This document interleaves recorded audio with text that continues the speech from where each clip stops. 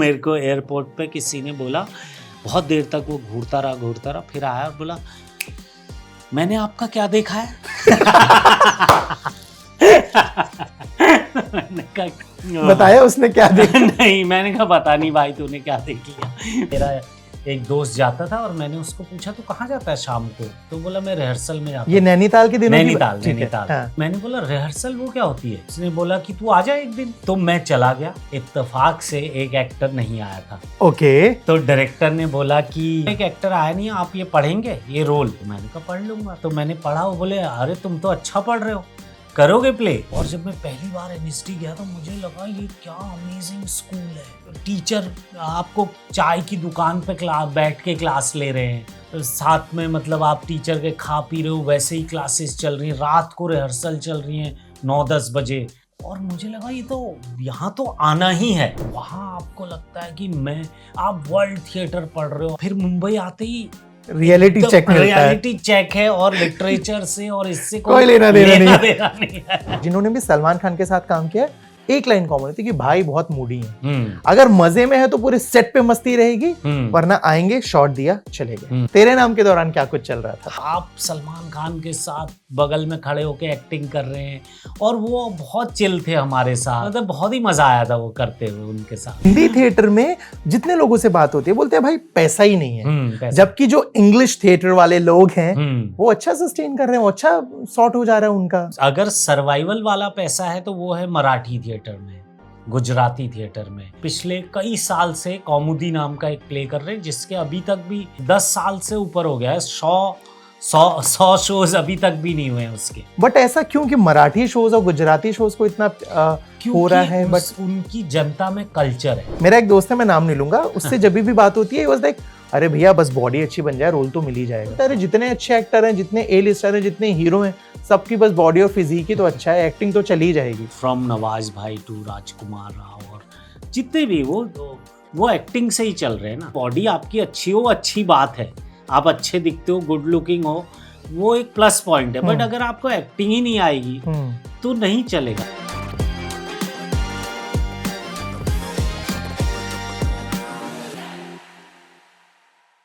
Hello दोस्तों, मेरा नाम है गोपाल दत्त और आप मुझे देख रहे हैं गलाटा इंडिया पर।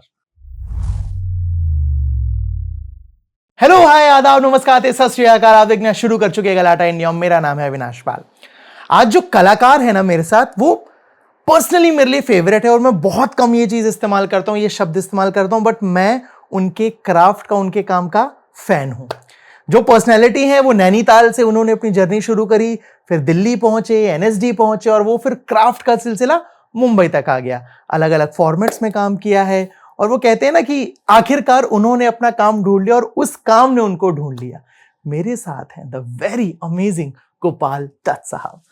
थैंक यू कैसे हैं आप? मैं एकदम बढ़िया हूँ। मैं सर इस बातचीत की शुरुआत में ही बोल दूं कि अगर मेरे अंदर का फैन जाग जाए तो अभी से माफी दे दीजिएगा मेरे को। ऐसा बहुत जाग जाएगा तो अच्छा है, कम ही फैन है यार मेरे। क्या बात कर रहे हो? मुझे अच्छी एक चीज बताइए, हम लोग इसी से थोड़ा सा शुरुआत करते हैं। आपने बोला मेरे कम ही फैन हैं। मैं जब मेरी एक अच्छी और बुरी दोनों आदत कह लीजिए, मैं जब भी किसी से इंटरव्यू करने जाता हूँ रिसर्च के दौरान, मैं मेरे आसपास के लोगों से उस शख्स के बारे में बात करता हूँ। जब आपका मेरे पास हुआ कि चलो हम आपसे बातचीत करने, मैं बहुत एक्साइटेड था। एक दो दोस्त है, मैंने कहा यार मैं गोपाल साहब से बात करने जा रहा हूँ। कौन गोपाल? मैंने कहा गोपाल दत्त। ऐसा एक्सप्रेशन है। मैंने कहा एक सेकंड, फोटो दिखा, मैंने कहा ये, अरे भाई क्या इंसान है यार। देन वो रिएक्शन। तो how do you see this कि आपके चेहरे को, आपके क्राफ्ट को लोग इतना प्यार करते हैं, बट वो जो नाम है वो अभी भी उतना कमर्शियली, अगर मैं बोलूं कमर्शियली उतना बिक नहीं रहा है। How do you see this? I think, I don't know, मतलब इट्स अ फैक्ट जो आप कह रहे हैं, बट एज यू सेड कि वो चेहरा देख के लोग समझ जाते हैं। आई थिंक वो जो काम है वो कहीं लोगों ने कहीं ना कहीं देखा है और उससे बहुत मोहब्बत मिली है। बट वो ऐसा कुछ नहीं हुआ कि नाम जो पहुंच जाए, बट अब शायद धीरे धीरे पहुंच रहा है। जिस हिसाब से मेरे फॉलोअर्स बढ़ रहे हैं इंस्टा पे तो मुझे लगता है, और आप जैसे लोग अगर इंटरव्यू करेंगे तो मेरे ख्याल से नाम और चेहरा जुड़ जाएगा. So my name is Gopal Dutt and these are my profiles. इनके बारे में थोड़ा सा मैं ऐड कर देता हूँ. ये एक्टर हैं, ये राइटर हैं, ये संगीत से जुड़े हुए हैं भाई साहब. मतलब बहुत सारे क्राफ्ट हैं, उनकी परतों पे हम धीरे धीरे सारी उकेरेंगे. मैं शुरुआत करता हूँ एकदम लेटेस्ट चीज से. हाँ. पहला है ना. अब आप कुर्सी के अभी आप उस तरफ बैठे, इस साइड पे आ चुके हैं, आप सवाल भी पूछ रहे हैं जी. मुझे जरा बताइए क्या है ये पहला एपिसोड हम देख चुके हैं, जाकिर खान साहब के साथ आया है. हाँ. उस कॉन्वर्सेशन में क्या कुछ रहा, कैसे आपने कन्विंस किया, या जाकिर भाई बोला ठीक है यार कर रहे हो ना मैं आता हूँ. हाँ. वो सब कैसा रहा, मुझे शो के बारे में बताइए. तो शो हमारा पहला है और बहुत सारे मेरे अमेजिंग दोस्त हैं, उनके पास बहुत अमेजिंग कहानियां हैं जिनका बहुत कुछ जनता जानती है, लेकिन क्योंकि मैं मेरी दोस्ती है तो ऐसे बहुत सारे किस्से, ऐसे बहुत सारे एनेक्डोट्स, ऐसी बहुत सारे इमोशंस, इनसाइट्स ऐसे हैं जो अभी तक लोगों को नहीं पता है. तो वो सारी कहानियां, वो सारे इनसाइट्स, वो सारे किस्से निकालने के लिए मुझे लगा कि एक पॉडकास्ट करना चाहिए जिसका नाम हो पहला. क्योंकि पहला चीज बहुत इम्पोर्टेंट, स्पेशल भी रहती है. हाँ, और इम्पोर्टेंट होती है बहुत. मतलब वो आप कैसे जो भी आज आप हैं उसको शेप करने में उस पहले का कितना इम्पैक्ट रहा वो है. नींव. यस, वो पहली नींव की ईंटें हैं. Yes, you are right. तो वो मुझे लगा कि वो जनता के सामने आना चाहिए. करेक्ट. एंड जब आप किसी से बात करते हो एज अ होस्ट, जाकिर ने भी तारीफ करी ऑफ कोर्स आपकी, मैंने देखा उस बातचीत में, बट जब आप कुर्सी के इस तरफ बैठते हो ऐसे कुछ चलता है जहन में कि यार ये पूछ लूं क्या, आप, क्योंकि वो दोस्ती भी है यार इससे कहीं दोस्ती ना खराब हो जाए, या इंटरव्यू की बात पे बोले यार ये सब अच्छा था, ये थोड़ा सा हटा दो यार, ऐसा होता है? नहीं, ऐसा होता नहीं, क्योंकि हम लोग, क्योंकि जैसा मैंने कहा हम दोस्त हैं तो दोस्ती में आपको पता ही है कि कौन सी बात करनी है, कौन सी नहीं करनी है. और जो मेरा इंटेंशन वो नहीं है कि कुछ कंट्रोवर्सी. करेक्ट. मेरा इंटेंशन है कि मेकिंग में जो पहली चीजों का इम्पोर्टेंस है वो जनता को पता चले, ताकि जो आने वाले लोग देख रहे हैं उनको पता चले कि छोटी छोटी चीजें कितना मैटर करती हैं, पहली चीजें कितना मैटर करती हैं. और मुझे मतलब मैं बहुत खुश हूं कि इस लाइनअप में पहला इंसान ही जाकिर खान साहब थे. मुझे याद है जब मेरी जाकिर से पहली बार बात हुई थी तो वो रेडियो में रहे हैं, है ना, और मैं भी HT में काम कर चुका हूं. तो मेरी जब उनसे पहला कॉन्वर्सेशन हुआ तो उनका जवाब था यार वो चाय की टपरी आज भी है क्या? मैंने कहा अब तो नहीं है भाई. बोलते अरे यार वह चाय बड़ी अच्छी मिलती थी, हमारे जस्ट ऑफिस के सामने एक टपरी थी. तो वहां से कॉन्वर्सेशन हमारा शुरू हुआ था. बट लेकिन किंतु परंतु वो आदमी भूल भी बहुत जल्दी जाता है. वो मैसेजेस के रिप्लाई नहीं दे पाते हैं, फिर बोलते हैं यार अविनाश मिल के बात कर लेंगे ना. तो ये ऐसा होता है आपके साथ भी? यार नहीं ऐसा नहीं होता. बट क्या है कि इतनी व्यस्तता होती है, इतनी तरह की चीजें होती हैं, उसमें कभी कभी मिस हो सकता है. लेकिन वो तो हमने एपिसोड में भी बात की कि जाकिर भाई की तो हाथी की मेमोरी है. मतलब उनको सब याद रहता है. जैसे आप कह रहे हैं चाय की टपरी याद थी, हर चीज एक छोटा स्मॉल डिटेल्स भी याद रहती है. आप दोनों की पहली मुलाकात याद है आपको? मुझे याद नहीं थी. वो हमारे पॉडकास्ट में ही है, बातचीत में, कि मैंने सोचा था हमारी पहली मुलाकात एक वीडियो हमने किया था वो है, लेकिन उन्होंने बताया नहीं वो नहीं, मैं AIB के ऑफिस गया था तब जाके वहां हमारी एक छोटी ब्रीफ मुलाकात हुई थी. वो उनको याद थी, मुझे नहीं. ठीक है, ये तो हो गया पहला गेस्ट. अगला कौन आ रहा है? अगले बहुत इंटरेस्टिंग गेस्ट हैं और सब दोस्त हैं. अगली गेस्ट है एहसास चन्ना. हाँ, तो एहसास के साथ भी बहुत मतलब बॉन्डिंग है बहुत. और एहसास ऐसी एक बहुत प्यारी मतलब वो है कि वो जहाँ जिस जगह जाती है उस जगह को थोड़ा रोशन कर देती है. हाँ, उसकी स्माइल में, उसकी पूरी पर्सनैलिटी में एक छोटी रोशनी है. मैं जब भी एहसास से मिलता हूँ मैं बड़ी बचकानी हरकत करता हूँ जिसपे हंसती हूँ. जब भी चन्ना मेरे एंड शी स्टार्टेड लाफिंग. ठीक है, मैं अगर इसको और समझना चाहूँ इस शो के बारे में, तो क्या कुछ और इसमें एज अ होस्ट आप एलिमेंट डालने की कोशिश कर रहे हो? तैयारी कैसे कर रहे हो? और खुद की लाइफ से कितना कनेक्ट करते हो इसे?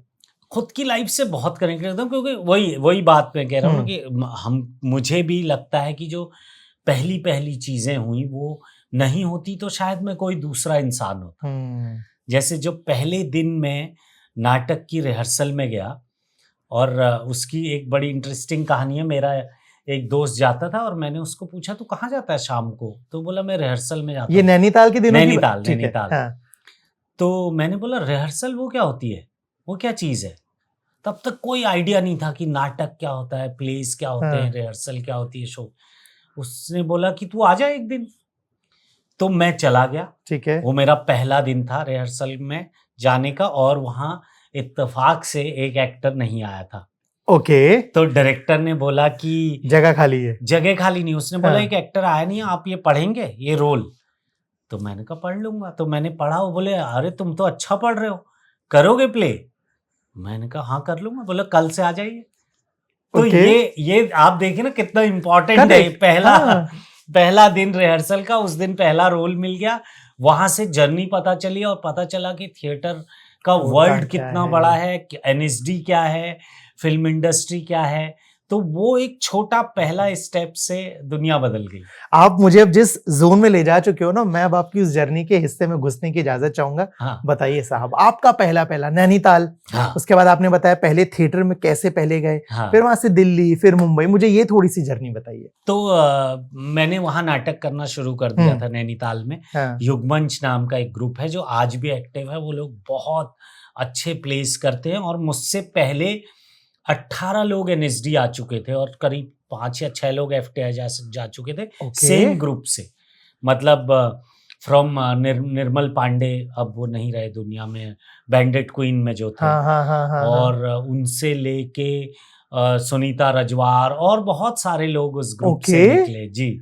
और वहाँ उस ग्रुप में मैंने नाटक करने शुरू कर दिए, और वहीं से मुझे पता चला कि फिर हमारा निर्मल पांडे जी के साथ एक प्ले एनएसडी गया, ठीक है, शो के लिए। हाँ। और जब मैं पहली बार एनएसडी गया तो मुझे लगा ये क्या अमेजिंग स्कूल है। मतलब ये टीचर आपको चाय की दुकान पे बैठ के क्लास ले रहे हैं, और साथ में मतलब आप टीचर के खा पी रहे हो, वैसे ही क्लासेस चल रही हैं, रात को रिहर्सल चल रही हैं 9-10 बजे। और मुझे लगा ये तो यहाँ तो आना ही है। तो उस दिन मैंने तय कर लिया कि एनएसडी तो आना है। ठीक है। और फिर मैंने ग्रेजुएशन किया, क्योंकि उसके लिए मिनिमम पढ़ाई ग्रेजुएशन होती है। तो मैं चाहता था, क्योंकि मैंने दिमाग में सोच लिया था कि अब मैं एनएसडी जाऊंगा, तो मैं सोच रहा था मैं आर्ट्स से ग्रेजुएशन कर लूं। ठीक है। लेकिन मेरे पिताजी अड़ गए, बोले नहीं, ग्रेजुएशन तो साइंस से करनी पड़ेगी, बाकी तुम्हें जो करना है करो। ठीक है। तो उनके कहने पे मैंने बीएससी कर लिया। ठीक। लेकिन मैं लगातार नाटक करता रहा, और बीएससी खत्म होने से पहले मैं एनएसडी में सेलेक्ट हो गया। पढ़ाई में कैसे थे? पढ़ाई में ठीक था, अच्छे थे, नॉट बैड, हाँ। Not bad. ठीक है। बीएससी कर ली तो ठीक ही होगा। ठीक है। एनएसडी पहुंचे। एनएसडी की दुनिया के बारे में मैंने जितनी लोगों से बात करी है ना, एक अलग ही इमोशन है वो जगह। हाँ। कि वहां के डे 1 पे जो जो चीजें होती हैं, फिर कैसे आपके सीनियर्स आपके जूनियर से मिलते हैं, और वो तमाम चीजें कि आपको सिखाया जाता है कि शुरुआत में बैठे हो सिर्फ लाइट देखो, हाँ। सिर्फ ये करो वो करो। मुझे थोड़ी सी उस दुनिया के बारे में और बताइए। और उसके बाद जब मुंबई आना हुआ, मैं थिएटर एक्टर से जितनी भी मेरी बातचीत होती है ना, वो इस चीज से बड़ा कोरिलेट नहीं कर पाते हैं कि जैसा आपने थिएटर सीखा था, उसके बाद जैसा मुंबई का फिल्म इंडस्ट्री काम करता है, वो बहुत अलग वर्ल्ड है। करेक्ट। बताइए। तो पहला तो ये कि एनएसडी जो है वो एक मैजिकल जगह है। मतलब उसमें आप, वो एनएसडी के 3 साल एक तरफ और आपकी बाकी जिंदगी एक तरफ, ऐसा है। ठीक है। मतलब जो भी एनएसडी से निकला है वो बाकी की जिंदगी का भूल जाएगा कि यार वो पता नहीं कब हुआ था या वहाँ क्या हुआ था, बट वो 3 साल की एक एक चीज उसको याद है, एक एक प्ले, एक एक रिहर्सल, एक एक मोमेंट उसको याद है। तो वो मैजिकल जगह है। और क्योंकि वहाँ क्या होता है कि आप 24/7 नाटक, एक्टिंग और थिएटर और प्लेज और सिर्फ इसी की बात कर रहे हो, उठते बैठते सोते जागते यही बातें हो रही हैं। और वहाँ फिर अमेजिंग लोग आते हैं, जैसे एक वहाँ की जो फैकल्टी है वो तो है ही, बट विजिटिंग फैकल्टी आती है एक से एक। मतलब हमारे साथ एक पोलिश डायरेक्टर ने हमारे साथ एक प्ले किया था, फिर एक ब्रिटिश 80 साल के एक डायरेक्टर आए थे, sir John Russell brown, okay. जिन्होंने मतलब जॉन गिलगुड और इनके साथ काम किया है, मतलब लॉरेंस ओलिवियर के हाँ, साथ हाँ, जिन्होंने हाँ। प्लेस किए थे, उन्होंने आके हमारे साथ वर्कशॉप्स ली, उन्होंने हमारे साथ क्लासेस ली, नसीर सर आते थे। तो वहाँ मतलब खास तौर से मेरे जैसे लोगों के लिए जो बहुत ही छोटी जगह से आ रहे हैं, उनके लिए ऐसा एक्सपोजर था कि समंदर में जैसे आप उतर गए। हाँ। तो वो है। लेकिन उसके बाद जब आप मुंबई आते हो, वो एक थोड़ा आयरनी है, क्योंकि वहाँ आपको लगता है कि आप वर्ल्ड थिएटर पढ़ रहे हो, आप करेक्ट। शेक्सपियर से लेके ब्रेख्त से लेके मतलब आप दुनिया भर का लिटरेचर पढ़ रहे हो। फिर मुंबई आते ही रियलिटी चेक मिलता है। रियलिटी चेक है, और लिटरेचर से और इससे कोई लेना देना नहीं है। आप इतने भारी भारी नाटक करके आए हो, लेकिन यहाँ उसका कोई मतलब नहीं है। हाँ। वो भाषा भी नहीं लोग समझ रहे हैं। जैसे नहीं समझ रहे हैं। नहीं, मैं शुरू में जब ऑडिशन देता था तो यंग बच्चे लेते थे हाँ। एडीज ऑडिशन, तो वो बोलते थे कि अपना कुछ सुना दीजिए आप, कोई मोनोलॉग। तो मैं ना तब एक बहुत गाढ़ी हिंदी का नाटक करके निकला था, जिसका नाम था मृग तृष्णा। हाँ। तो मैं उसका एक मोनोलॉग सुनाता था, और वो ऐसा मोनोलॉग है कि तुम ठीक कहते हो आर्यदेव सोम, तुम ठीक कहते हो आर्यदेव सोम, कि धर्म के स्वरूप को आखिर तुम क्या समझोगे? धर्म के रथ का एक पहिया राजनीति है, तो दूसरा अर्थ। संवेदनाएं तो मात्र छोटी छोटी पताकाएं हैं सजाने के निमित्त। तो वो जो ऑडिशन ले रहा होता था, उसमें लगता था ये क्या शब्द है? सर हिंदी में बोल दीजिए कुछ। मैं तो आज भी लिख के दे रहा हूँ कि आज भी बहुत सारे, चाहे वो स्ट्रगलिंग एक्टर्स हो, चाहे वो प्रॉपर एस्टेब्लिश्ड एक्टर्स हो, उनको आज भी इनके आधे शब्दों का मतलब नहीं पता होगा कि क्या होता है मृग तृष्णा, क्या होता है पताका। करेक्ट। तो फिर मुझे भी समझ आया कि अरे ये नहीं चलेगा भाई, कुछ और करना पड़ेगा। तो वो था। बट धीरे धीरे, लेकिन मुंबई की एक बड़ी अच्छी बात क्या है पता है, लोग यहाँ बहुत अच्छे, मतलब जो भी लोग मिले इतने अच्छे मिले। धीरे धीरे जैसे वहीं शुरुआत में ही एक पवन आचार्य हमारे दोस्त होते थे, वो वीक दैट वाज़न्ट नाम के शो में प्रोड्यूसर थे। ठीक है। तो उन्होंने बोला हमारा शो है, आप आएंगे क्या? वो क्योंकि उन दिनों इलेक्शन चल रहे थे, तो उनको कोई हिंदी बोलने वाला चाहिए था, क्योंकि वो योगेंद्र यादव का एक स्पूफ करना था जिसका नाम था विश्लेषण वर्मा। अच्छा, ठीक है। जो कि चुनाव का इलेक्शन का एनालिसिस करता है शुद्ध हिंदी में। उसके लिए उन्होंने बोला आप करोगे? मैंने कहा बिल्कुल।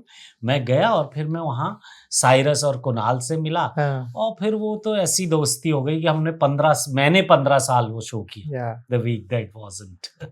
और उसी से मेरा ब्रेड एंड बटर चला, और साथ में थिएटर चला। तो उस शो का बहुत वो है, जिंदगी में बहुत अहम है वो शो।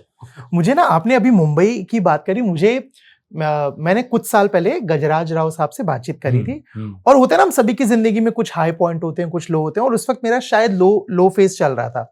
और गजराज साहब कितने क्या मोहब्बत इंसान है वो, बहुत। तो मैं उनसे मिला, मैं फर्स्ट टाइम मिल रहा था तब। तो बोले क्या हो गया अविनाश, तुम थोड़ा परेशान से लग रहे हो। मैंने कहा नहीं सर मैं ठीक हूँ। इंटरव्यू हुआ, सारी बातचीत हुई, वापस आए, बोलते अविनाश तुम ठीक हो? तो मैंने बताया, मैंने कहा सर थोड़ा सा प्रॉब्लम चल रहा है लाइफ में, ऐसा, और आई थिंक मुंबई मुझे अपना नहीं रही है। और ये चौथी बार था जब मैं मुंबई आया था, इससे पहले 3 बार मुंबई लात मार के निकाल चुकी थी due to whatever reasons life के। तो उन्होंने ऐसे कंधे पे हाथ रखा, बोलते तुम एक अच्छी बात बताओ। मैंने कहा बताइए। बोलते समंदर देखा है? मैंने कहा हाँ। बोलते तुम जितना बाहर रहोगे ना, तुम्हें बाहर धक्का मारेगा, जब तुम हल्का सा अंदर आओगे फिर वो तुम्हें खींचेगा। बोलते अभी तुम समंदर के बाहरी पोर्शन में हो। बोलते कोशिश करो तुम हल्का सा अंदर आगे, फिर तुम चाहोगे तो भी तुम्हें मुंबई नहीं छोड़ेगी। और वो बात जहन से चिपक गई मेरे। तो लाइफ के लो फेज में आपके साथ क्या था? क्योंकि मुंबई जब आप आए, मुझे नहीं लगता कि थाली सजी हुई मिली होगी। नहीं, क्या कुछ चल रहा था तब? तो यही सब चल रहा था जो मैं आपको बोल रहा हूँ, कि हमको लगता था कि यार हम तो क्या थिएटर करके आए हैं, और हम ऐसे रोल करके आए हैं थिएटर में, और यहाँ बहुत ऐसे लोग बोलेंगे आइए आइए आप ही का इंतजार था। तो वो हुआ नहीं। तो यही मिडिल पाथ ढूंढना पड़ा। जैसे मैंने शुरुआत में 1-2 फिल्में कर ली थी, मुझे कुछ कहना है और तेरे नाम। उसके बाद फिर मुझे लगा कि वो उसी तरह के रोल आ रहे थे बहुत सारे हाँ, कि हीरो का दोस्त, तो मुझे लगा कि यार ये तो फिर इसी में फंस जाएंगे। तो लकीली ये वीक दैट वाजंट आ गया लाइफ में, तो मैंने उसके बाद थिएटर की तरफ रुख तो कर क्या दिया। इसी वजह से आपने तेरे नाम के बाद करीब शायद 10 साल तक कोई फिल्म नहीं करी, if I am not wrong, है ना? नहीं ऑलमोस्ट, की, हाँ। करेक्ट, नहीं की, क्योंकि वो उसी तरह का कुछ कुछ आता था। फिर एक इंटरेस्टिंग फिल्म आई फिल्मिस्तान, तो फिल्मिस्तान। वो की। तो हाँ, यही था। लेकिन फिर मैं थिएटर की तरफ मुड़ गया और मैंने बहुत सारे हमने नाटक किए मिलके। हम, मैं, कुमुद मिश्रा, मानव कौल, हम लोगों का ग्रुप था और उसके साथ हमने बहुत सारे नए नए नाटक किए और मज़ा आ रहा था, क्योंकि एक बेसिक जो खर्चा था वो भी वो निकल रहा था। निकल रहा हाँ, से मैं निकल रहा आपके था। साथ बैठा हूँ और अगर तेरे नाम की बातचीत ना हो तो शायद थोड़ी सी नाइंसाफी हो रहेगी कि राधे भैया फंस गए पवन की लड़की के चक्कर में। हाँ, बताइए उस फिल्म का एक्सपीरियंस बताइए, दैट टू वो film I think Salman Khan की करियर के लिए भी एक बहुत इंपॉर्टेंट फिल्म रही है। हाँ, और मैं जितने भी लोगों को जानता हूँ, चाहे वो डायरेक्टर हो, चाहे वो प्रोड्यूसर हो, चाहे वो एक्टर हो, जिन्होंने भी सलमान खान के साथ काम किया, एक लाइन कॉमन होती है कि भाई बहुत मूडी है। अगर मजे में है तो पूरे सेट पे मस्ती रहेगी, वरना आएंगे, शॉट दिया, चले गए। तेरे नाम के दौरान क्या कुछ चल रहा था? हमारे साथ तो बहुत मजे किए थे, मतलब हमारे साथ तो बहुत मजे में रहते थे। हाँ। और वो क्योंकि मैं एकदम ही नया नया आया था ना, तो मेरे लिए वो ऐसा था कि मैं जैसे एक ड्रीम में हूँ, है ना, कि आप सलमान खान के साथ बगल में खड़े होके एक्टिंग कर रहे हैं और वो बहुत चिल थे हमारे साथ। और वो तो मतलब बहुत ही मजा आया था वो करते हुए उनके साथ। फ्लेक्स किया लाइफ में कभी? जैसे मैं जब नया नया इस इंडस्ट्री में आया था, मैं जब भी किसी से मिलता था ना, हाँ। मैं ऐसे बड़ा शो ऑफ करता था कि अरे आज इनसे मिला था, बहुत कैजुअली, मेरे को पता है कि भाई मैं फ्लेक्स कर रहा हूँ। आपने कभी ऐसा किया यार कि वो दोस्तों के साथ कि अरे कुछ नहीं है, वो सलमान के साथ शूट चल रहा है बस? नहीं, ये नहीं किया क्योंकि वो थैंक्स टू एनएसडी में हमने इतने लोगों को देख लिया ना, और बड़े बड़े अभी नसीर सर महीने महीने की क्लास ले रहे हैं, ओमपुरी सर आ रहे हैं, पंकज कपूर सर आ रहे हैं, तो वो धीरे धीरे वो हो गया कि अरे ठीक है मतलब तो वैसे नहीं किया, बट एक कमर्शियल सेटअप में वो मैं थोड़ा था तो ऐसा कि क्या चल रहा है ये, मतलब एक गाने की शूटिंग चल रही है 5-5 6-6 दिन और हम कुछ कर भी नहीं रहे हैं, बैठे हैं और इस बात के पैसे भी मिल रहे हैं, तो मुझे लगा अच्छा है ये तो। फीस याद है तेरे नाम के लिए कितनी फीस मिली थी? नहीं, बिल्कुल नहीं याद? याद नहीं, कुछ तो छोटा बट ठीक ठाक थी, ठीक ठाक मिल गया था। हाँ, ठीक ठाक। ठीक है, मैं वही थिएटर वर्ल्ड में मेरे को ना, मैंने भोपाल में थोड़ा बहुत थिएटर किया है, हाँ, तो मुझे हल्की सी उस चीज की समझ है कि वहां का माइंडसेट कैसा होता है, वहां के एक्टर्स का, जो थिएटर सीखे हैं। मैं जितने भी ऐसे थिएटर्स वाले एक्टर्स जिन्होंने रंगमंच से जुड़े रहे, काम किया, उनके एक्सपीरियंस से मेरे को एक चीज समझ है। जैसे मैं ना नवाज भाई से एक बार बात कर रहा था, नवाजुद्दीन साहब से, तो उन्होंने किस्सा बताया कि जब उनके इनिशियल डेज थे ना, उन्हें वही लगता था कि मैं ये लिटरेचर पढ़ के आया हूँ, मैंने इससे सीखा है, मैंने वो किया, और काम क्या मिल रहा है, एड में आप धोबी बने हो। तो बोलते हो शॉर्ट में ऐसे मुंह छुपा के देता था कि कल को जो लोग देखे उनको लगे ना कि अरे ये तो नवाज है। तो आपके साथ ऐसा हो कि कोई रोल आपने सिर्फ इस वजह से रिजेक्ट कर दिया, जैसे आपने बताया कि 10 साल तक आपने स्टे नहीं किया क्योंकि दोस्तों के रोल मिल रहे थे, बट कुछ ऐसा रहा जिसका बाद में रिग्रेट हुआ कि अविनाश ये एक फिल्म आई थी या ये एक शो था, ये कैरेक्टर था, कर लेता तो शायद मजा आ जाता? नहीं, ऐसा कुछ भी नहीं था। मतलब मैं जब देखने जाता था, जो भी ऑफर हुआ होता था, मुझे लगता था क्या ही है इसमें, मतलब क्या ही, मतलब कभी कभी लगता था कि पैसे के लिए कर लेना चाहिए। फिर जब मैं देखता था स्क्रीन पे कि अच्छा ये रोल के लिए बुलाया था, तो लगता था ठीक ही है यार, नहीं किया।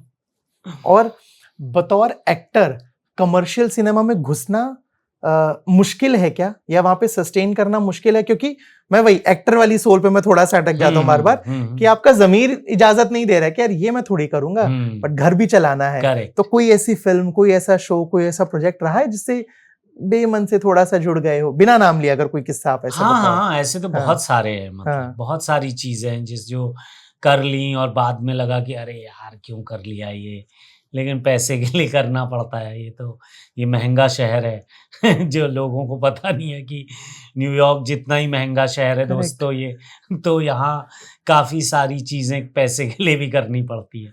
तो बहुत सारी ऐसी चीजें की हैं जो बाद में लगा कि अरे, तो मैं बताऊंगा नहीं, लेकिन करेक्ट, मैं नाम नहीं जानना चाहता हूँ, वो दिक्कत, वो चाहिए ही नहीं वो चीज। और जैसे ना बहुत बार आपका, अगर मैं फिल्मोग्राफी, आपका अगर वर्क देखूं, उसमें AIB के साथ भी काम भी है, TVF के साथ काम भी है, and what I feel is TVF का content is on a different level. Correct. मतलब वो पता नहीं कहां से कहानियां लाते हैं और किस तरह से उसे लिखते हैं, कैसे गढ़ते हैं, कैसे पेश करते हैं, अलग ही होता है। अब आप उनके साथ लंबे वक्त से जुड़े रहे हो, मुझे वो बताइए कि वहां का प्रोसेस कैसा है। तो वहाँ का प्रोसेस जो मुझे अमेजिंग बात लगती है वो ये है कि वो राइटिंग पे इतना फोकस करते हैं ना। वो राइटिंग, एक तो उनके यहाँ सब राइटर है, और फिर जब कोई नई चीज़ कोई लिख के लाता है तो उनका एक बड़ा सा कॉन्फ्रेंस रूम है जिसमें 25-30 लोग सुनते हैं, from junior to senior. Okay. वो सुनते हैं, फिर वो फीडबैक देते हैं, फिर वो सबका फीडबैक लेते हैं कि ऐसा नहीं कि कोई इंटर्न है तो उसको बोलेंगे अरे नहीं, एक एक का फीडबैक लेते हैं। फिर वो डिस्कस करते हैं क्या इसमें से फीडबैक रखना चाहिए, क्या नहीं रखना चाहिए, क्या चेंज करना चाहिए, क्या जो राइटर को भी टाइम है कि वो डिफेंड करे करेक्ट। कि ये सही है। तो ये प्रोसेस से जो इतना बढ़िया चीज़ें निखर के आती है ना, इसलिए उनके डायलॉग्स, उनकी स्क्रिप्ट्स इतना लोग उससे आइडेंटिफाई करते हैं। एंड बहुत बार क्या होता है जब इंसान फीडबैक देते हैं ना, कुछ लोग उसको ईगो पे ले लेते हैं, हाँ, है ना। आप समझ रहे हो मेरी बात हाँ, कि मैंने आपसे पूछा कि सर मैं ये चीज ऐसे कर लूं क्या, आपने कहा नहीं यार इसको ऐसे मत कर, ऐसे कर ले। हाँ, अरे यार अब ये बताएगा क्या मुझे, हाँ, वो वाली मेंटेलिटी वो नहीं है वो। हाँ। वही बात है, वही उसको ये बनाती है। और वो क्योंकि इतने सब लोग इतने रूट्स से आए हुए हैं ना, उनके पास सच्ची कहानियां हैं। उनका जो ऑब्जर्वेशन है, जब वो एक गांव कहते हैं तो वो कोई फिक्शनल गांव नहीं है, वो उनका देखा हुआ, समझा हुआ, जिया हुआ गांव है। इसलिए वो गांव जब स्क्रीन पे आता है तो आपको इतना ऑथेंटिक लगता है, इसलिए पंचायत आपको इतना जुड़ते हिट हैं करता मुझसे। है। करेक्ट। हाँ, हाँ। तो ये बात है कि वो सब इतने रूटेड लोग हैं जो कि असली कहानियां कह रहे हैं। मैं आपसे बात कर रहा हूँ, मेरे को ना बड़ा मजा आ रहा है क्योंकि आप जिस तरह से चीजें एक्सप्रेस कर रहे हो। मुझे बताइए बतौर कलाकार आपको सबसे ज्यादा मजा क्या देता है? लिखना हाँ। राइटिंग देती है, या म्यूजिक मजा देता है, या एक्टिंग मजा देती है, या कुछ डायरेक्ट करना मजा देता है? और इन सब में सबसे ज्यादा चैलेंजिंग क्या फील होता है आपको? मुझे एक्टिंग में सबसे ज्यादा मजा आता है, उसमें तो कोई बात नहीं है। और वो भी एक्टिंग ऑन स्टेज, क्योंकि वो स्टेज पे ना आपको पता है कि ये मेरा एरिया है, क्योंकि स्टेज जो है, थिएटर जो है, वो अंत में एक्टर का मीडियम है, सिनेमा डायरेक्टर का मीडियम है। क्योंकि आपने आज शूट किया, वो कब एडिट होगा, एडिट में क्या डायरेक्टर रखेगा, क्या नहीं रखेगा, फाइनली वो कैसे दिखेगा स्क्रीन पे, आपको कुछ नहीं पता। बट स्टेज पे आप ही हो, मतलब डायरेक्टर कुछ भी करवा ले रिहर्सल में, बट फाइनल शो के दिन तो आप ही को करना है जो करना है। तो वो बहुत एक्साइटिंग होता है। और उसमें भी मुझे थिएटर में म्यूजिक बड़ा मुझे अच्छा लगता है। मैंने बहुत सारे प्लेस के गाने और ये सब किए हैं। और मेरा अपना भी एक शो है जुपिटर पे जूस, जो कि उन्हीं गानों का एक शो है। और उसमें मुझे बड़ा मजा आता है स्टेज पे गाने में, एक्टिंग करने में। लेकिन उसमें इतना पैसा नहीं है। Exactly. तो वही बात है कि हिंदी थिएटर में जितने लोगों से बात होती है बोलते हैं भाई पैसा ही नहीं है, जबकि जो इंग्लिश थिएटर वाले लोग हैं वो अच्छा सस्टेन कर रहे हैं, वो अच्छा सॉर्ट हो जा रहा है उनका। मुझे लगता नहीं इंग्लिश में भी उतना है, क्योंकि हमने ना वो हिंदी इंग्लिश का कल्चर ही नहीं है। जो अगर सर्वाइवल वाला पैसा है तो वो है मराठी थिएटर में, गुजराती थिएटर में। जैसे मराठी थिएटर में हम लोग क्या करते हैं, हम लोग पिछले कई साल से कौमुदी नाम का एक प्ले कर रहे हैं, जिसके अभी तक भी 10 साल से ऊपर हो गया है। 100 शोज अभी तक भी नहीं हुए हैं उसके। ओके। मराठी थिएटर में 100 शोज तो वो जिस टेस्ट करने के लिए करते हैं कि ये प्ले चलेगा कि नहीं चलेगा। ओके। तो और जब फिर वो प्ले चलता है तो फिर उसके 500, 1000, 2000 ऐसे शोज होते हैं। और जो एक्टर्स हैं उनको फुर्सत नहीं होती कि कुछ और कर सके, क्योंकि वो हर वीक में 4 से 5 शोज कर रहे होते हैं। बट ऐसा क्यों कि मराठी शोज और गुजराती शोज को इतना हो रहा है? बट उनकी जनता में कल्चर है। मराठी लोग नाटक देखने जाते हैं, हर कोई, चाहे मिडिल क्लास हो, अपर क्लास हो, वो जब भी नाटक होगा, और नॉट जस्ट इन सिटीज, मतलब आप छोटे छोटे जगहों में भी चले जाइए ना, जैसे आप अहमदनगर चले गए, शोलापुर, कोल्हापुर, आसपास जितने भी पूरा महाराष्ट्र में मराठी नाटक सब जगह घूमते हैं और फुल होते हैं। और अच्छी बात ये है कि उनके टिकट भी कम है, बट उनके पास जनता है तो वो टिकट कम रख सकते हैं। हम लोग टिकट कम रखेंगे, हमारा ऑडिटोरियम का ही खर्चा नहीं निकलेगा। एक्चुअली आपने ये बात बोली ना, तो मुझे ये रियलाइज हुआ कि जब मैं भोपाल में था, पढ़ाई और नौकरी कर रहा था, वहां पे एक जगह है भारत भवन, वहां पे बहुत प्लेस होते हैं, है ना? हाँ। मैं वहां पे शायद हफ्ते या 2 हफ्ते में 1-2 बार चला जाता था। हाँ। बट पिछले 4-5 साल में जब से मुंबई हूँ, मैं शायद एक ही शायद मुश्किल से मैंने कोई प्ले देखा होगा। तो I think I can correlate. वो कल्चर में नहीं है, मतलब मराठी और गुजराती कल्चर में है प्ले देखना।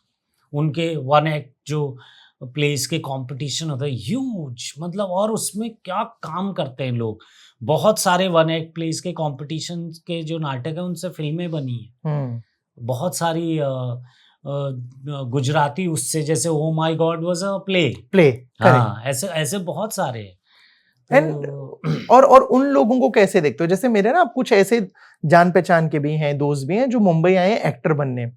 कुछ जब बात होती है जब कुछ लोगों से जो आराम नगर के मोसी चक्कर काट रहे हैं, कास्टिंग डायरेक्टर से बात करना चाहते हैं, उनका मेन ध्यान रहता है उनकी फिजिक पे। हाँ। मेरा एक दोस्त है, मैं नाम नहीं लूंगा, उससे जब भी बात होती है वाज लाइक, अरे भैया बस बॉडी अच्छी बन जाए, रोल तो मिल ही जाएगा। हाँ। एंड मेरा सवाल रहता है कि भाई तू एक्टिंग कहाँ सीख रहा है? तूने कोई थिएटर ज्वाइन किया? तू क्राफ्ट पे क्या काम कर रहा है? तो बोलता है अरे जितने अच्छे एक्टर हैं, जितने ए लिस्टर हैं, जितने हीरो हैं, सबकी बस बॉडी और फिजिक ही तो अच्छा है, एक्टिंग तो चली जाएगी। ये जो माइंड शिफ्ट हो रहा है, आप उसको कैसे देखते हो? और ऑल्सो क्या सजेशन है ऐसे लोगों के लिए? मुझे लगता है कि आप देखिए, जो हमारे अभी जो सब फ्रॉम नवाज भाई टू राजकुमार राव और जितने भी वो एक्टिंग से ही चल रहे हैं ना। करेक्ट। तो बॉडी इज मतलब बॉडी आपकी अच्छी हो, अच्छी बात है। आप अच्छे दिखते हो, गुड लुकिंग हो, वो एक प्लस पॉइंट है। बट अगर आपको एक्टिंग ही नहीं आएगी तो नहीं चलेगा। मतलब मैं इस स्कूल को मानने वाला नहीं हूँ। बहुत सारे लोग हैं जो इस स्कूल के हैं कि भाई आप गुड लुकिंग हो सब हो जाता है। मुझे लगता है कि नहीं, फाइनली तो आप एक्टिंग पे ही सस्टेन कर पाओगे। और बहुत सारे लोग हैं जो मतलब सुपरस्टार हैं जस्ट एक्टिंग के स्किल की वजह से। और वो जो जनरेशन है जिनकी हिंदी लुप्त होती जा रही है, मेरे आसपास में से बहुत सारे लोग हैं जिनको अगर मैं कोर हिंदी का बंदा हूँ, मैं बहुत बार व्हाट्सएप मैसेजेस भी हिंदी में लिखता हूँ, तो वहां से फिर क्वेश्चन मार्क आ जाता है। एक्टर्स मेरी इतनी बात होती है, नवाज भाई बता रहे थे कि एक्टर्स को इंग्लिश में रोमन में चाहिए होती है, वो हिंदी कंफर्टेबल नहीं होते या फंबल कर देते हैं तमाम चीजें। How do you see this कि एक हिंदी सिनेमा का बंदा, चाहे वो फिल्म हो, चाहे वो थिएटर हो, चाहे वो वेब शो हो, चाहे वो जो भी हो, जिस भी फॉर्मेट में हो, इंग्लिश में कंफर्टेबल हो रहा है, इंटरव्यूज इंग्लिश में दिए जा रहे हैं, जबकि आप चाहते हो कि आपकी हिंदी प्रोजेक्ट को लोग देखें। करेक्ट। ये दोहरी मानसिकता पे मतलब मेरे को नहीं समझ आती। हाँ, मतलब मैं यही कहना चाह रहा हूँ कि अगर आप हिंदी फिल्में कर रहे हैं, हिंदी वेब सीरीज कर रहे हैं, वेब शोज कर रहे हैं, और क्या है कि भाषा जो है ना वो एक्सप्रेशन का एक मीडियम है, और एक्टिंग में काम ही एक्सप्रेशन का है। करेक्ट। तो अगर आपका इतना बड़ा टूल आपके पास अगर नहीं है तो वो आपकी कमी है ना। वो भाषा तो एक टूल है, एक्टिंग का सबसे बड़ा टूल है। तो वो टूल अगर आपका शार्पन नहीं है तो आप ही को नुकसान होगा। तो या तो आप इंग्लिश में कीजिए, मतलब इंग्लिश भी, बट फिर आप इंग्लिश में काम कर रहे हैं तो आपकी इंग्लिश उतनी अच्छी होनी चाहिए, काम तो आप हिंदी में कर रहे हैं। तो आप, ये तो मुझे लगता है कि कमअक्ली है कि अगर आप अपना टूल शार्पन नहीं कर रहे। हिंदी फिल्मों में, हिंदी सिनेमा में, हिंदी वेब सीरीज में काम कर रहे हैं, हिंदी अच्छी रखिए और क्या। आप यकीन नहीं मानेंगे, बहुत बार तो ये भी होता है कि किसी का इंटरव्यू करने जा रहे हैं तो उनकी टीम की तरफ से मैनेजर या पीआर कोई आके बोलते हैं आप इंग्लिश में ज्यादा बात करेंगे ना, sir is not comfortable in Hindi. अच्छा, जो उनका वेब शो है वो हिंदी में ही है ना, या बट ही इज नॉट। मैंने कहा ठीक है सर, उसमें भी कंफर्टेबल नहीं थे वेब शो में। मुझे याद है हम लोग अभी जब बात कर रहे थे ना, आपने एक चीज बोली कि अब धीरे धीरे फॉलोअर्स भी बढ़ रहे हैं। किस हिसाब से चीजें हो रही हैं सोशल मीडिया के आधार पर? प्यार मिलता है ऑफ कोर्स, ट्रोलिंग भी होती है ऑफ कोर्स, बट उसके बेसिस पे जो काम मिलता है वो सिर्फ नए लोगों को इफेक्ट कर रहा है या फिर जो पुराने लोग हैं जिनका काम हम सब जानते हैं उनको भी इफेक्ट कर रहा है? मतलब आपके साथ कभी हुआ कि यार फॉलोअर्स वाला कुछ ड्रामा, कुछ सीन कभी फंसा? हाँ, लोग खास तौर से एडवर्टाइजिंग के फील्ड में वो कि आपके फॉलोअर्स कम हैं तो उस हिसाब से आपको वो कहते हैं अरे नहीं आपके ब्रांड मतलब पैसे कम देगा बिकॉज आपके फॉलोअर्स कम हैं। तो मुझे लग रहा है कि धीरे धीरे लोग रियलाइज करेंगे कि इसका फॉलोअर्स और कोई लेना देना नहीं है मतलब, और बहुत बहुत हमने देख भी लिया कि ऐसे करेक्ट वो मुझे नहीं लगता वो ट्रांसलेट होता है। एक्टर्स जब आप एक एक्टिंग का प्रोजेक्ट देखने आए हैं, कोई फिल्म देख रहे हैं, वेब सीरीज देख रहे हैं, आप उसमें एक्टिंग देखना चाहते हैं। करेक्ट। अगर आप फॉलोअर्स या उसका दूसरा कंटेंट देखना चाहते तो आप उसके उस पे देख ही रहे हो ना, रील पे देख ही रहे हैं, सोशल मीडिया पे देख रहे हैं, सोशल मीडिया पे देख ही रहे हैं। बट यहाँ आप एक्टिंग देखने आए हैं तो मुझे लगता है एक्टिंग तो लगेगी आपको। फॉलोअर्स हैं वो प्लस है, but without acting follower, without talent followers थोड़ा मुश्किल है। मैं अगर आपसे पूछूं कि आपकी अभी तक की पूरी जर्नी का सबसे चैलेंजिंग रोल आपके लिए कौन सा रहा है? कि अविनाश यहाँ बाबू फंस गए थे हम थोड़ा सा।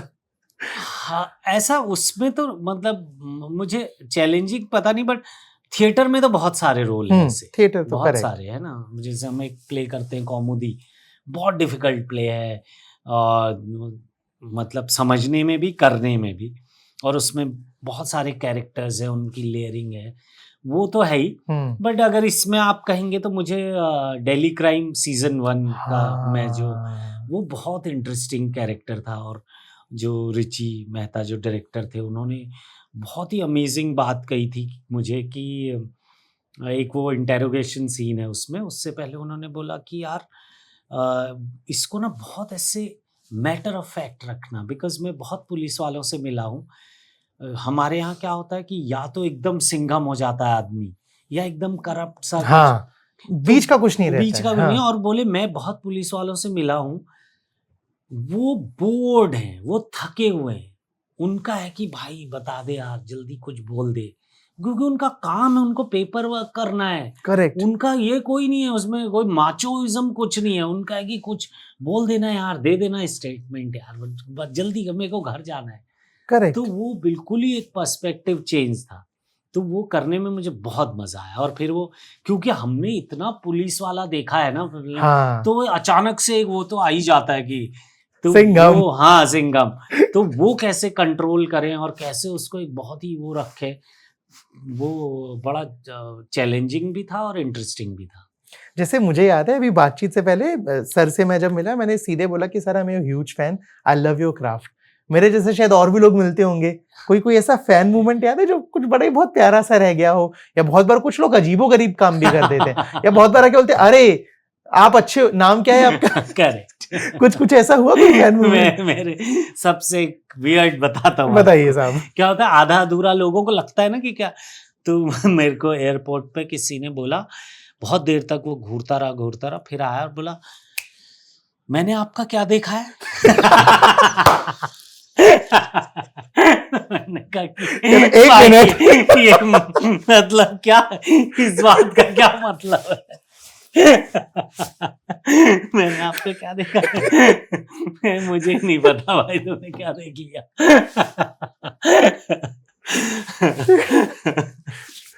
ये है। फिर बताया उसने क्या देखा? नहीं, मैंने कहा पता नहीं भाई तूने क्या देख लिया, फिर मैं चला गया आगे। वो बहुत उम्दा है ना, मुझे बहुत फन लगता है। अगली बार ये बोलूंगा मैंने आपको क्या देखा। वो क्रेजी।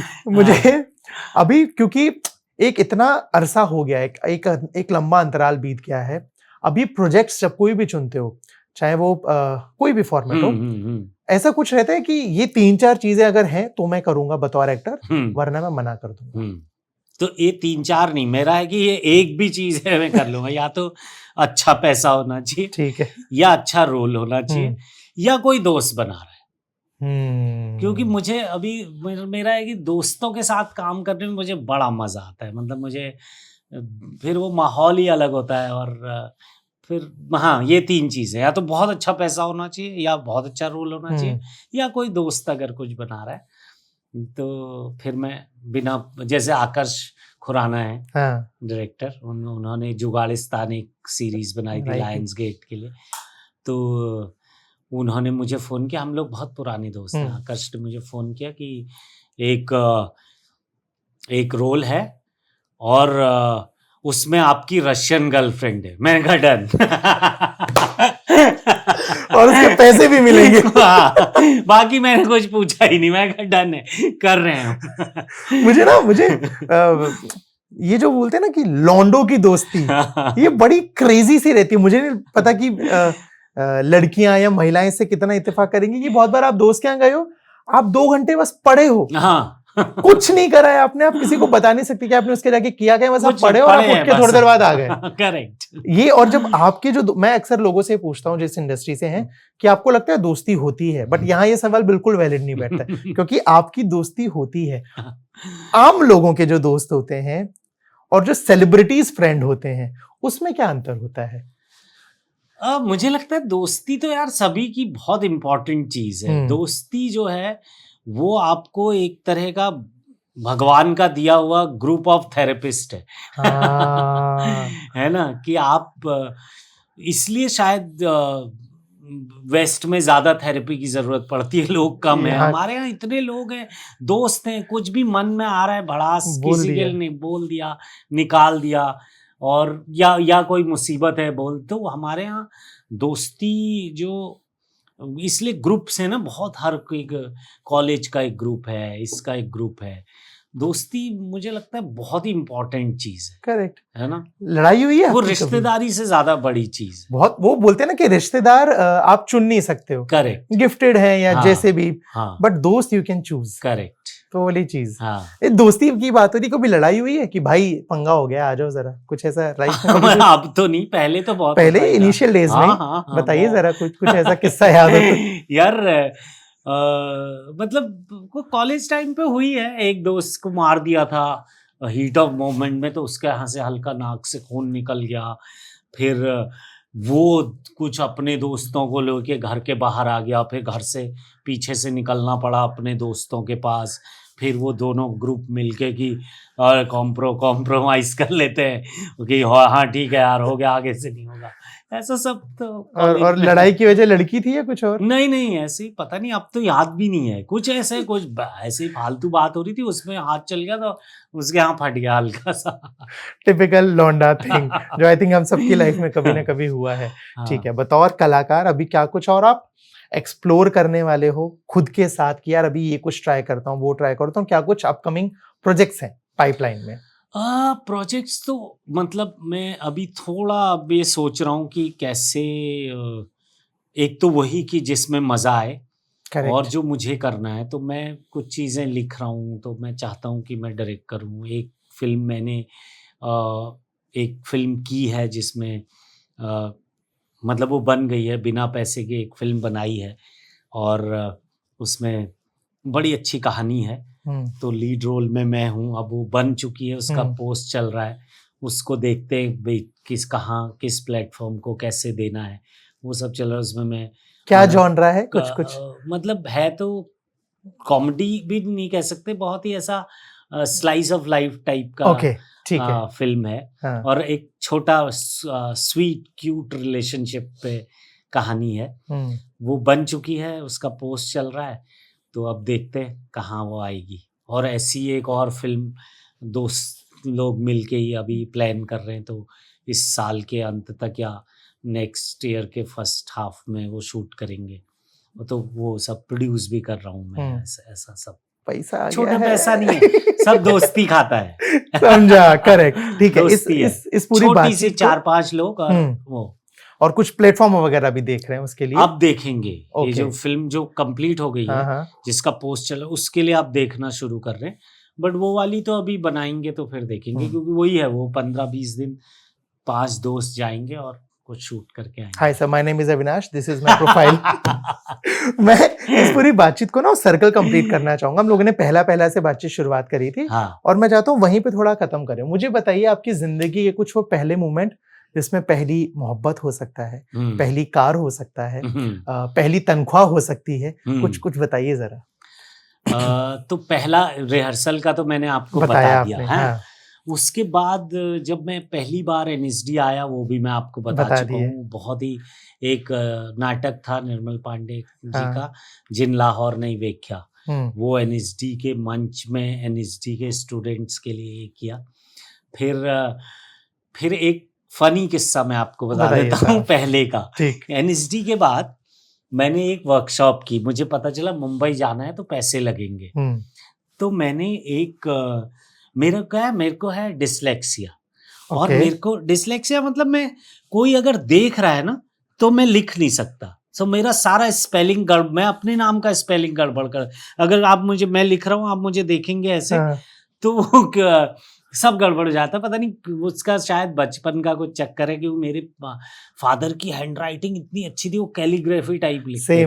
पापा बोलते तुम क्या चीटियां बना रहे हो ये। हाँ, तो उनकी वजह से हैंडराइटिंग इतनी खराब हो गई क्योंकि वो देखते थे। तो आज भी कोई देखता है तो ऐसा हाथ नर्वस हो जाता है। तो मैंने एक वर्कशॉप की और उसमें अच्छा खासा पैसा मिल रहा था। सो वही पैसा लेके मैं एनएसडी से पास आउट हुआ, एनएसडी करके यहाँ आया मुंबई। तो अच्छा खासा पैसा था। वर्कशॉप खत्म हो गई, प्ले हुआ, बहुत अच्छा हुआ। और जो एक चर्च ऑफ नॉर्थ इंडिया करके एक ऑर्गेनाइजेशन है, उसके लिए मैं वर्कशॉप कर रहा था। तो वहाँ एक 80 साल का फादर, जो ब्रिटिश आदमी, अंग्रेज, वो थे उसके हेड। तो वर्कशॉप के बाद उन्होंने बोला कि उन्होंने मुझे चेक दिया, ह्यूज चेक था फॉर दैट, मतलब उस वक्त के हिसाब से अच्छी राशि थी, हिसाब से बहुत ह्यूज था। तो उन्होंने चेक दिया और उसमें बोला नीचे यहाँ पे लिख दीजिए रिसीव्ड, और वो ऐसे देखने लगे। अब मेरा कि RECI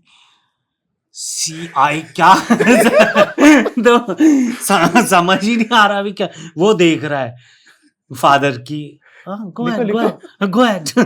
तो मैंने ऐसे किया RND लास्ट में। तो मैंने जल्दी से चेक लिया, मुझे लगा फादर कहीं छीन ना ले चेक की, इसको रिसीव स्पेलिंग नहीं आती है आपको। तो वो पहला चेक था, तो वो लेकिन उसको लेने में दिक्कत आई थी कि रिसीव्ड कैसे लिखूं। हाँ, लेकिन पहली मोहब्बत रह गया अभी तक। पहली मोहब्बत ना, छोटे शहरों में मोहब्बत बड़ी अलग चीज है। मतलब वहाँ क्या होता है कि किसी ने देख के मुस्कुरा भी दिया तो आपको लगता है हो गया। तो पहली वो उस तरह से कभी ये हुई नहीं। और हम लोग कॉलेज में थे तो एक ऐसा थोड़ा हंसी बातचीत हंसी थोड़ा वो होने लगा। फिर क्या हुआ कि जब वो छुट्टियां होती है उसमें एक चिट्ठी आ गई। लव लेटर नहीं था वो, नॉर्मल लेटर था, लेकिन ऐसा हो गया कि ओ खेल हो गया। बट फिर मैं उसके बाद में दिल्ली आ गया तो वो बात ही खत्म हो गई। तो कभी ढूंढा उस मोहब्बत को? मतलब ढूंढा, मतलब वो कोई मोहब्बत नहीं थी ही नहीं। वो ये था कि हाउ आर यू। वो अगर वहीं रहता तो शायद कुछ बात आगे बढ़ जाती, लेकिन फिर शहर छूट गए, लोग छूट गए, नई मोहब्बतें नए। अब सेकंड वाला आपने पूछा नहीं है तो नहीं, मैं सिर्फ पूछूंगा पहला दिल कब टूटा था? अरे पहला दिल तो बहुत पहले ही टूट गया होगा यार। ये तो याद भी नहीं है। और जो याद रहा हो कि बोलते हैं ना कि लड़के ऐसे बहुत कॉमन चलता है कि जब लड़कों का दिल टूटता है तो दारू पीते हैं, बाल बढ़ा लेते हैं, दाढ़ी बढ़ा लेंगे, स्मोकिंग स्टार्ट कर देंगे। ऐसा कभी लाइफ में जोन आया? हाँ बिल्कुल। ये सब हुआ है। पहली कार तो मैंने यही मुंबई में ही ली। ठीक है, कौन सी? मेरे पास वो थी स्विफ्ट डिजायर। ओके। और पहला घर भी मुंबई में ही लिया मैंने। मलाड में एक घर लिया था, शाहीन नगर में। वो पहला घर था और मैंने समझ लिया कि यहाँ घर लेना बहुत जरूरी, उस पर तेरे नाम का पैसा काम आया। क्योंकि मुझे समझ आया कि यार यहाँ तो हर 11 महीने में चेंज करना है और बकायदा ब्रोकरेज भी दोबारा देना है। और वो सामान फिर इतना वो हेक्टिक है। तो मुझे लगा किसी तरह से ले लो यार।